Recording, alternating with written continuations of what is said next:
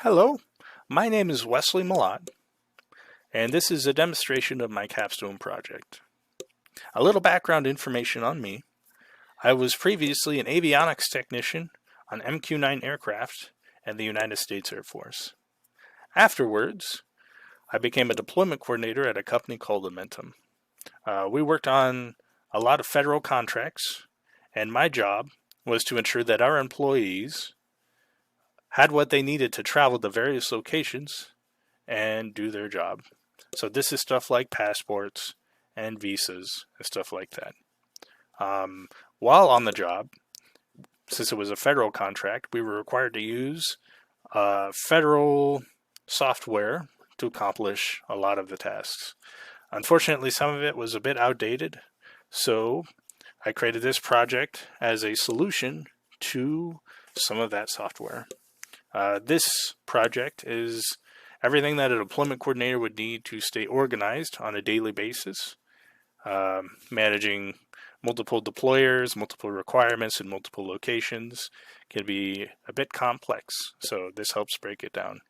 Also, there's a little bit of added functionality for deployers. They can log in and see what they need to do and also update their information as it changes. So if they get a new passport, they could add in a new passport expiration. I created the backend using Python and a Django REST framework. I tested all the endpoints using Postman.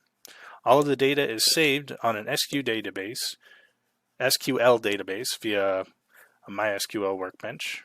The front end was created using JavaScript and React.js, and the styling was accomplished using Bootstrap and a little bit of Material UI.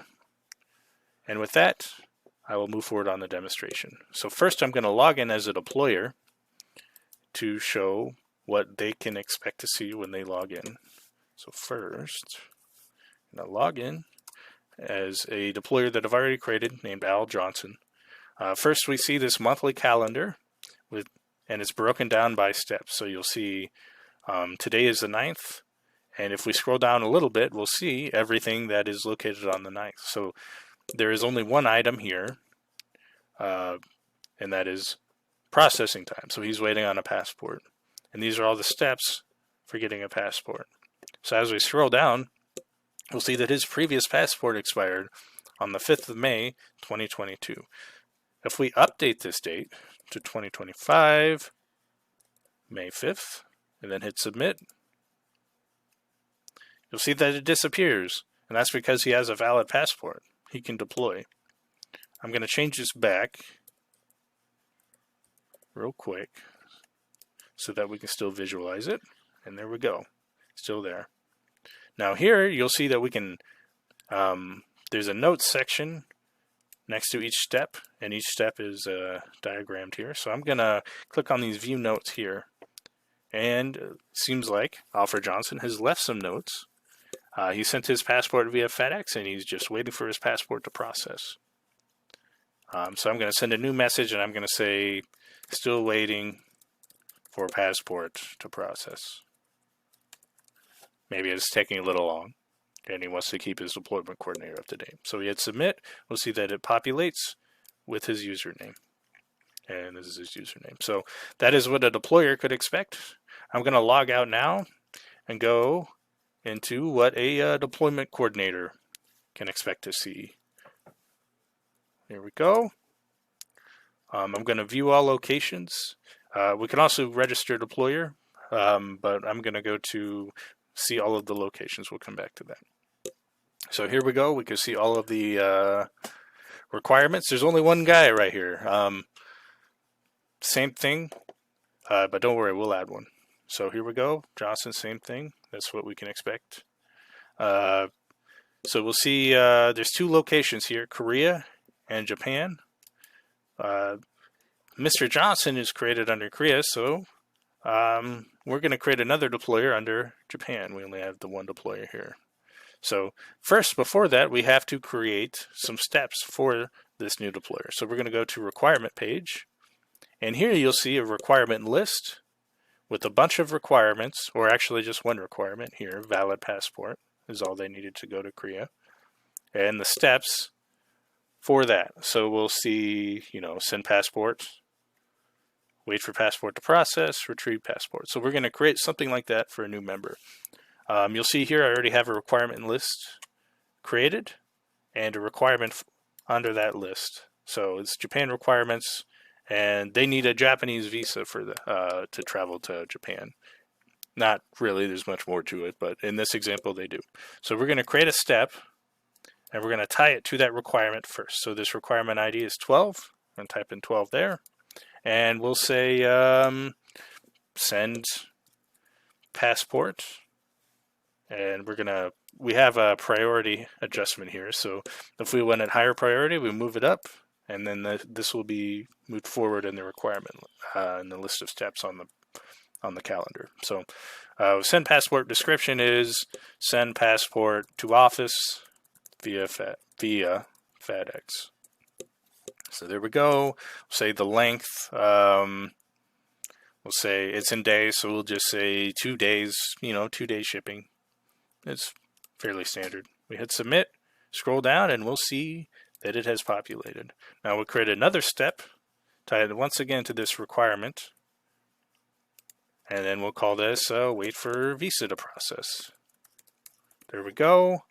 It's not as high priority as sending the passport, so we'll say waiting for visa to process. No action required. There we go. And we'll say length is, we're going to be optimistic and say 7 days. That's fine. Hit submit. Go down. We'll see it populated again. Create one last step. This is going to be retrieve visa or passport. Passport in the mail. And this is the lowest priority because we want it last in the list of steps. So we'll say description, check mail for passport.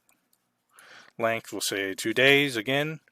And requirement ID is once again 12 to tie it to that other requirement. So we hit submit. There we go. And we are now ready. This is requirement list 12. We'll need that for later. We go home and go to locations. And we're going to click on Japan. So we'll see that there's no requirements here, and that's because we haven't set any yet. So first we'll create a deployment, and we'll say we need a software developer in Japan. So we'll say we'll set it to 18. It's fine, and then we'll say he's there for 3 months. So from June 18th to September 18th. Requirement list ID 12. There. And that has been created. So you'll notice that still nothing is populated. And that's because we don't have a deployer yet.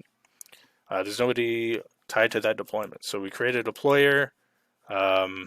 Deployment ID is 14. First name is John Smith. I'll just say jsmith@gmail.com. Hit submit. There we go. And now it populates, right? Now it has information to put in there. So now Japan has been populated.